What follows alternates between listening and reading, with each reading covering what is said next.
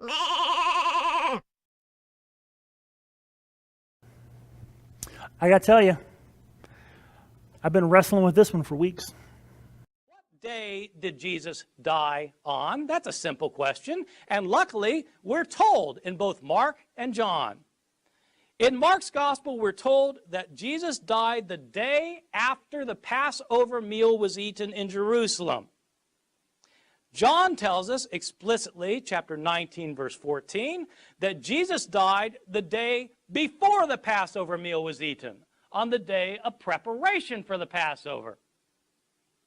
That's different. He couldn't die both days. Well, let's take a look. Okay.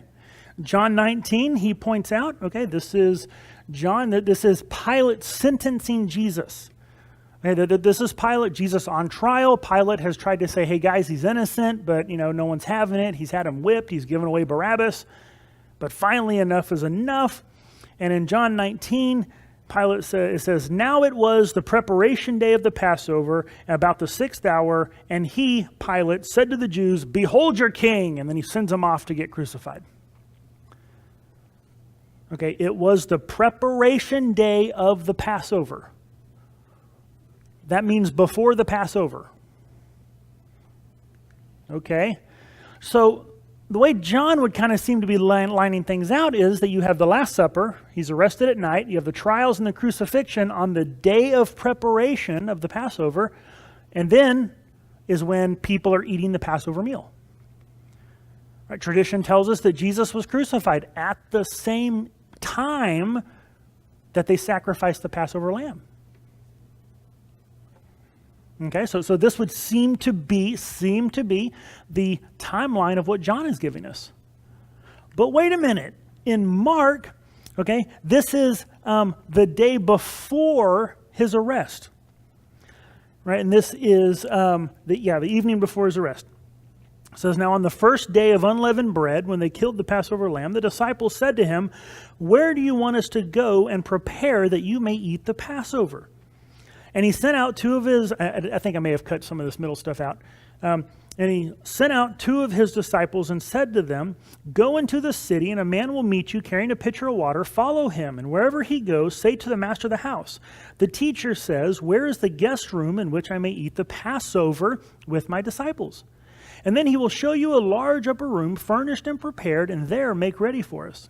Verse 16, and so his disciples went out and came to the city and found it just as he had said to them, and they prepared the Passover. In the evening he came with the 12, and now they sat and ate, and Jesus said, and then it goes on to other things. Okay, well, the timeline of Mark seems to indicate that they're preparing for the Passover. They eat the Passover meal, then he's arrested, has his trials, and gets crucified. So which is it? Before or after the Passover meal?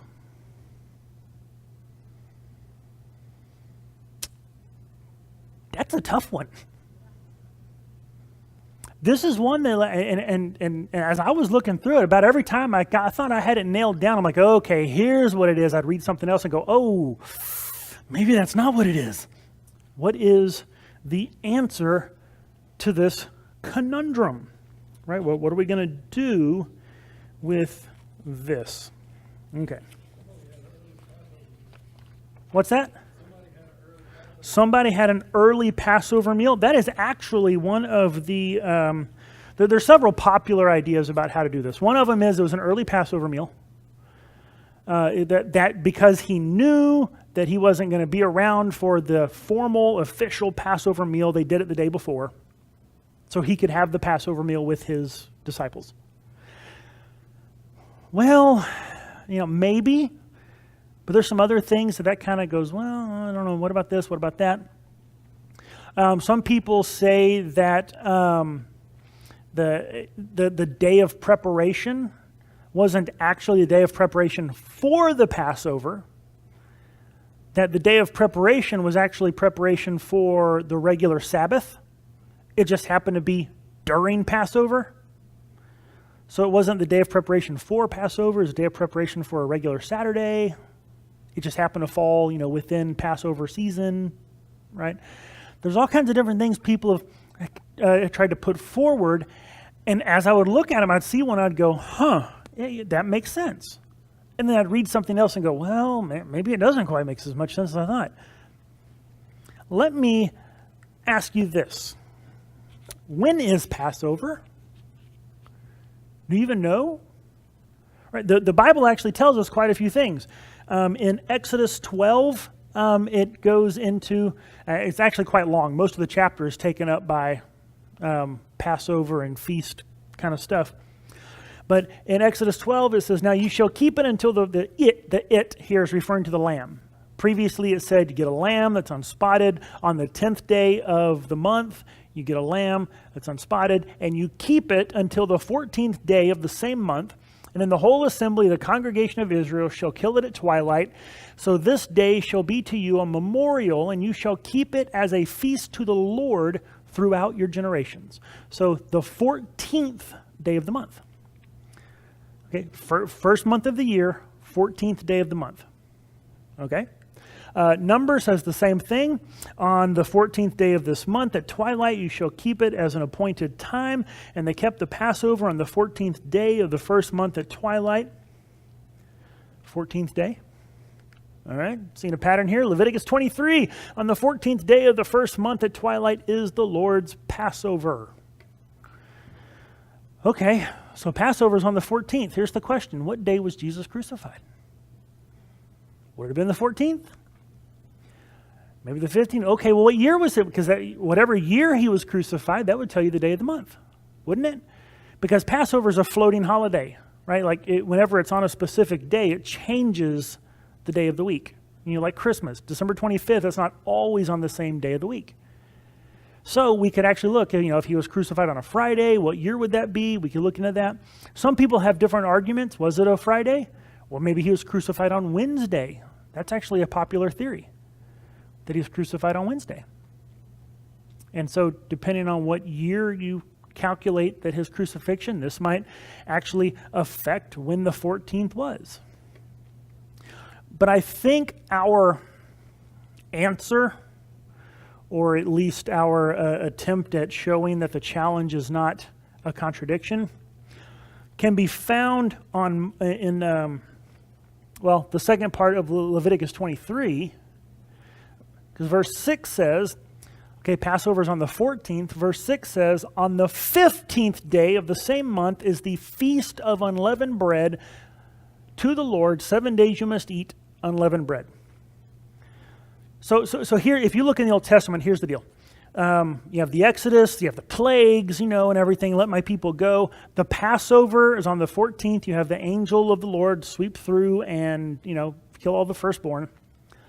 And then the very next day, because the Egyptians were throwing them out in a hurry, they grabbed up everything and they left, and the bread they had was just the dough they already had prepared, so there was no leaven.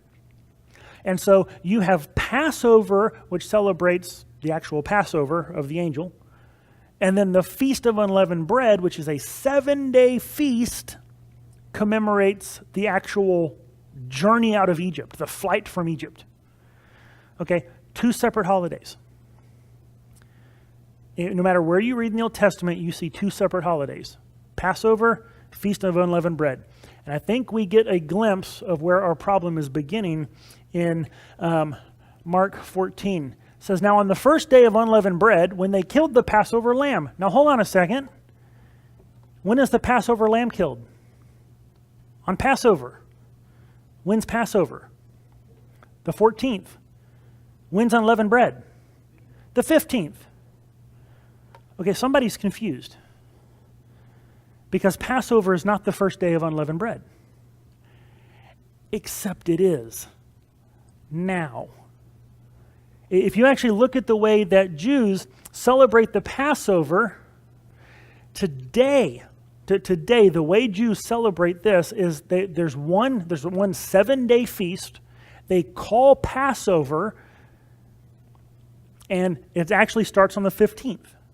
So over the centuries, the holidays morphed into something different than it was. Okay? However, wasn't always that way. if you go back to, like I said, Exodus, back to the very beginning in Israel, Passover was on the 14th, Feast of Unleavened Bread on the 15th through the 21st. Today, Passover, 15th through the 21st. Is the way it's celebrated. However, that wasn't always the way. It changed at some point. Josephus actually mentions that they keep a feast for 8 days, and he says it is called the Feast of Unleavened Bread. So even Josephus, he's first century historian, shortly after Jesus' time. So he's saying, okay, by this time, Passover and Feast of Unleavened Bread had kind of already merged. And they just called it unleavened bread. Or some actually just called it Passover. What we have with the original Passover, the lamb was killed at the beginning of the 14th. Here's another fun thing that gets in the mix. Jews count their days from sunset to sunset. So whenever it says to kill the Passover lamb at twilight, does that mean the beginning, like sunset, beginning of the 14th? Or at the end of the 14th, right before sunset turns into the 15th? Which one is it? Traditionally, it had been the 14th. Okay, but now it has changed to where the lamb is killed toward the end of the 14th. Originally, the lamb was killed at home. This was not a holy day where you had to go to the temple and have a priest do something. This was a commemorative meal you had with your family at home. It was not some kind of sacramental thing where a priest had to be involved. Now, the lamb is killed at the temple. Originally, blood was sprinkled on the doorposts. By Jesus' time, blood is sprinkled on the altar. Okay? Originally, the meal was eaten on the night of the 14th. By the time of Jesus, the meal is eaten on the night of the 15th. Originally, the Passover commemorates the passing over, the angel passing over. By Jesus' time, it commemorates the Exodus in general. Just lump it all in together.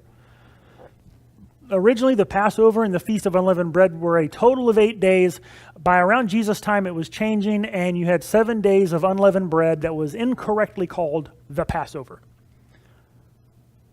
What holiday did we just celebrate? Easter. Okay, so we celebrated Easter. And we'll refer to Easter, like the season, the time. We'll just call it Easter. But what was Friday before? Good Friday. How about Thursday? Baptists don't generally observe it, but Maundy Thursday, which is a commemoration of the Last Supper. Okay, so you actually have several individual observances that all just get lumped together and called Easter.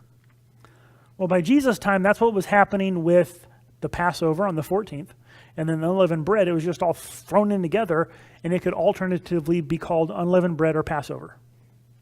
Okay? So the water is quite muddy. Are you picking up on that? Okay, here's when this happened. Historians kind of point to King Josiah. I don't know if I don't think I put all this out all the way in your notes. King Josiah, where did I do it? Oh, I did. There it is, bottom of the page. 2 Kings 23.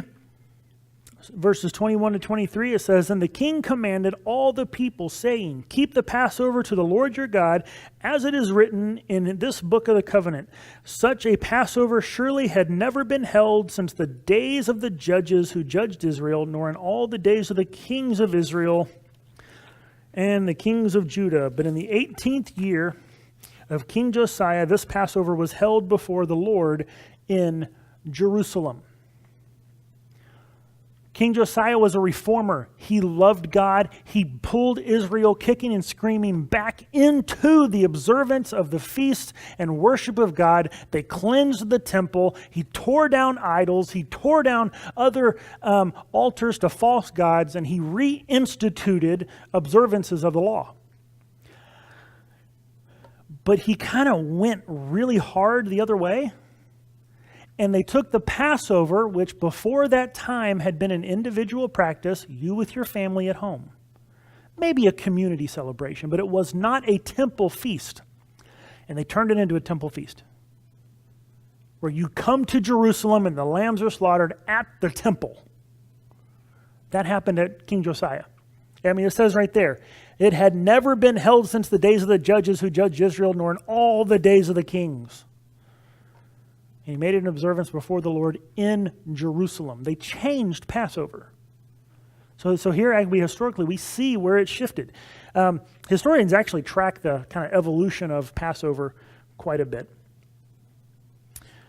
So what's the point of all this? That should not be there. All right, there we go. All right. The point is that there's a lot going on in the Gospels referring to Passover that's kind of vague.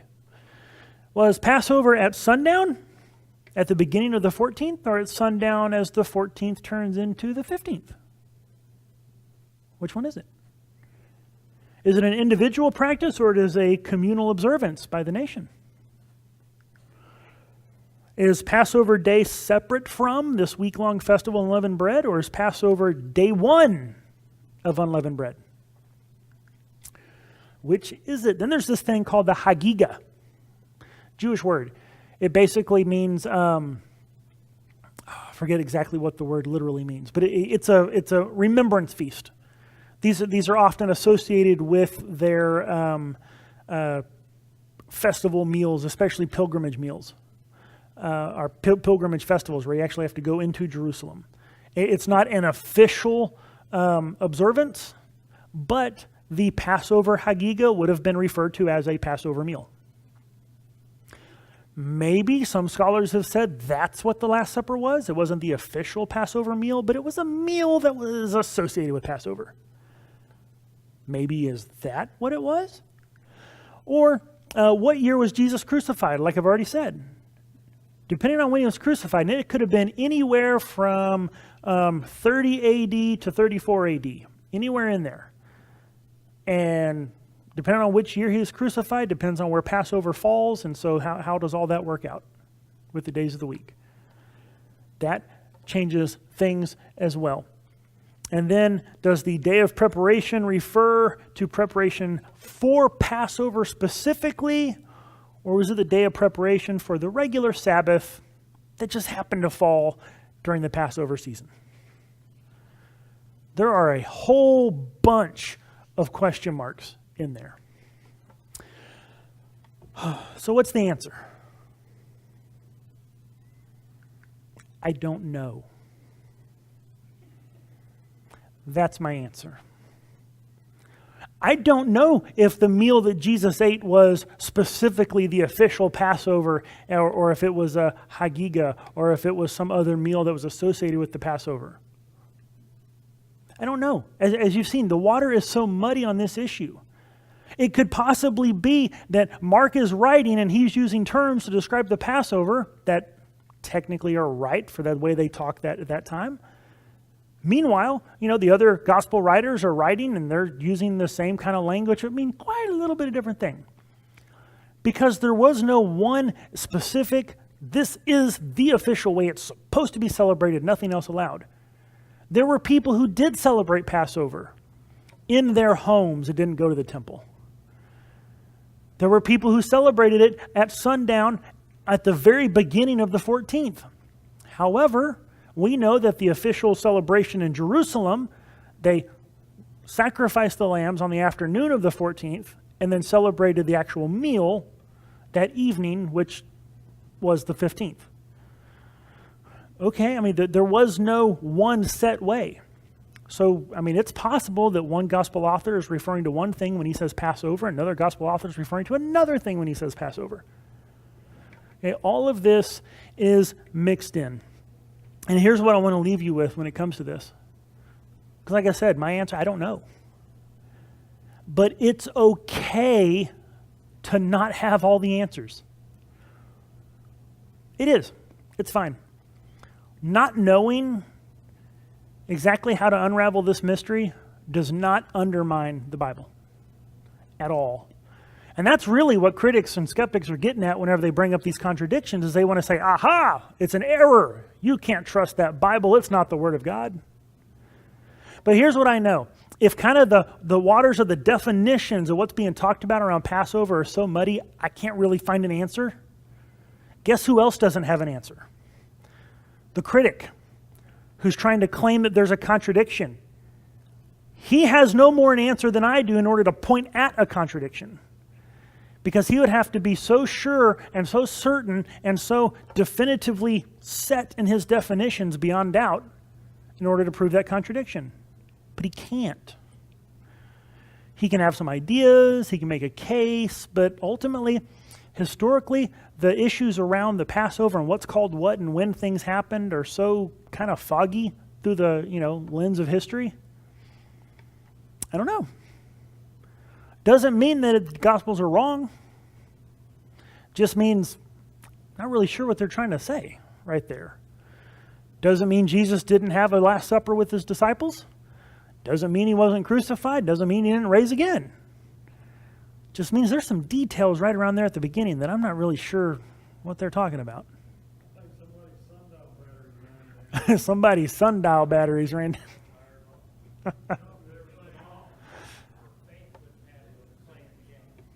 What's that? Yeah, if we knew it all, I mean, there'd be no, it's like, there are things where we just have to trust God. Go, Lord, I'm looking at this and I'm not sure, but I don't know. Yeah. And that's another thing where it's like, I think that we need to remind ourselves, and I know I need to remind myself, because I actually try to get out there and engage with skeptics and critics and non-believers who try to give challenges and stuff, is, you know what? Sometimes you just need to avoid foolish and ignorant disputes, knowing that they generate strife. Is this a contradiction? No.